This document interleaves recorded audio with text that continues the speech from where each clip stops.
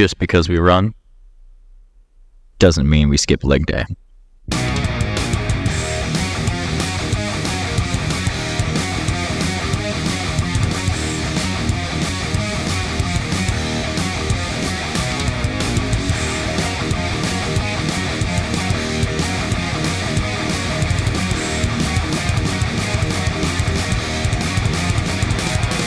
So today we're going through a full lower body workout. Now, as you know, I'm currently training for my first half marathon. So I'm currently running 4 times a week, and I'm also strength training 4 times a week. I've decreased my leg volume to only 1 leg workout a week just because my legs are getting a lot of volume from running and a lot of fatigue from running as it is. But that doesn't mean that we're skipping leg day. We're still hitting legs. And if we're only hitting it once a week, we got to bring some intensity. We got to bring some fire. We got to bring some passion, so we don't lose muscle or lose strength of the legs over the course of this half marathon prep. So today I'm going to take you through my full hybrid training leg day. I'm going to show you what I'm currently doing right now. Like I said, I'm running 4 times a week as it is. So I'm building up a lot of fatigue in the legs, but I'm not skipping legs. I'm still focused on getting stronger, building strength, building muscle in my legs. So that's what we're going to go through today.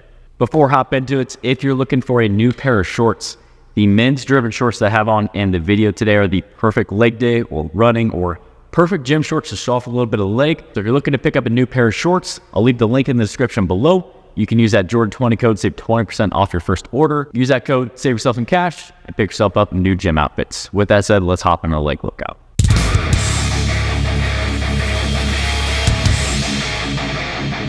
Starting this workout off, we did a back squat with a lying leg curl superset. Now, with the back squat, I did it a little bit differently. Typically, when I do back squats and I incorporate really heavy back squats in my program, I end up getting a lot of hip and knee pain. So what we did today is we added more of a pause back squat.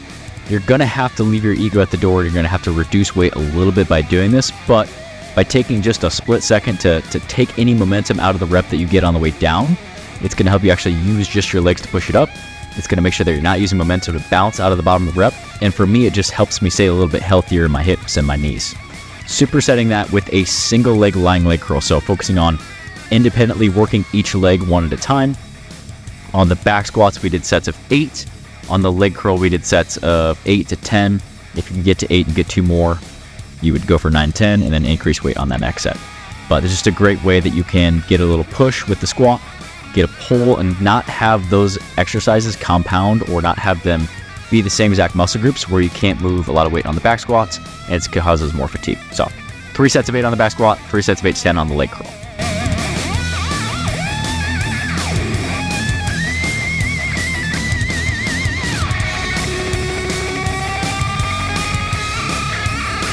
So we had a full family workout today. As you see, my fiance Alyssa joined me for the workouts.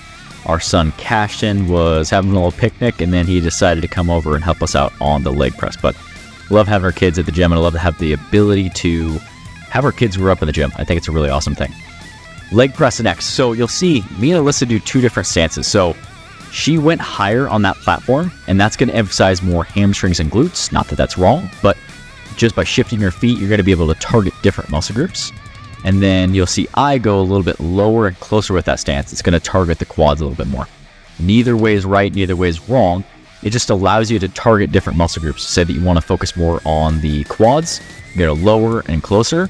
And if you want to focus more on the hamstrings and the glutes, you're going to move those feet up the platform.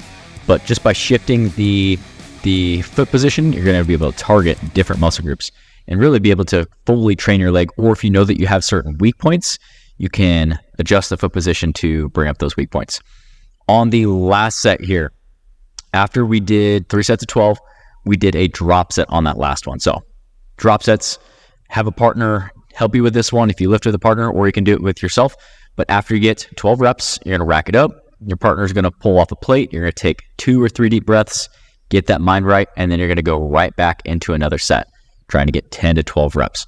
Great way that you can just focus on increasing intensity, increasing volume. Like I said, I'm only hitting legs once a week right now just because I'm running so much. I'm running 20 plus miles a week. So that leg volume adds up over time, but just a great way that you can create a little more volume and intensity.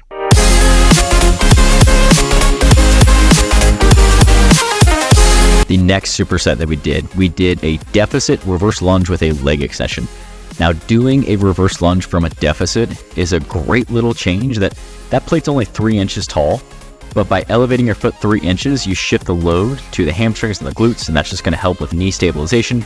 You're still going to work the quad, but overall, this variation is challenging, and if you've never tried it, I would definitely give it a shot. It's going to kind of balance out the lunge a little bit, be a little less quad dominant, and make your hips and your glutes and your hamstrings work a little bit more. Supersetting this with a leg extension to isolate just the legs. And with leg extensions, focus on using the muscle. So I talked about this in the upper body workout earlier this week. If you were just moving weight from point A to point B, you're not going to build muscle. You're just lifting with your ego. On leg extension, it's more of an isolation exercise, so focus on just using your quads, get 10 to 12 good squeezes, and that's going to help you grow your legs. The last superset that we hit for the day was the core superset. So on this, I did a cable crunch. You can see Alyssa's doing hanging leg raises in the background, so we supersetted these two. But with cable crunches, one thing I want to point out. Notice how I focus on crunching. So see a lot of people, and either their hips are all over the place, or they're moving straight down on the torso, and they don't have any flexion in their torso.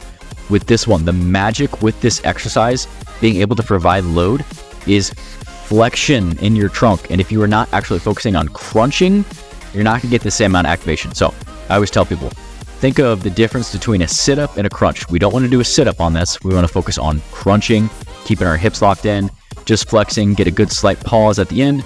That's really going to fatigue out those abs. Supersetting this with a hanging leg raise.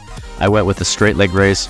We did 12 to 15 reps on both of these, really just focusing on using just the abs. So here I'm focusing on just using the abs to lift the legs, and that's really going to help fatigue those abs. And abs really respond to lower rest time, so we just went back and forth on both of these. But that was the leg and core workouts. Just because you were running and training like a hybrid athlete doesn't mean that you skip leg day. You can still focus on it, and my legs were sore after this workout, I will say that, and that's something that you're going to have to structure it and be smart about where you program your leg workout. You wouldn't want to program legs and then the next day you go for like an 8 or 9 or 10 mile run, or you're doing sprints or anything crazy like that. But if you're smart with how you structure that leg workout, you focus on fueling your body and you're actually eating enough calories, carbs, fat, protein to recover from your workouts, that's going to help you train hard. It's going to help you keep up that intensity.